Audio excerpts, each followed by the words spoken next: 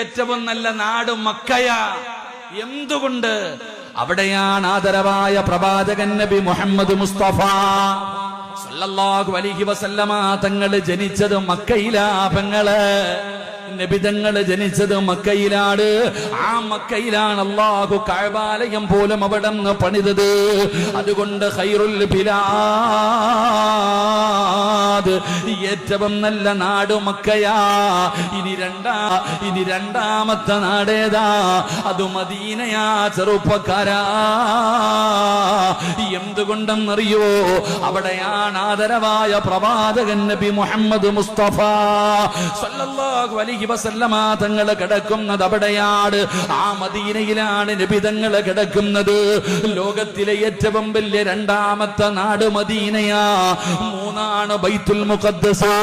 എന്റെ പ്രിയപ്പെട്ടവരെ, അപ്പ നബി തങ്ങൾ മക്കയിൽ ജനിച്ചപ്പോ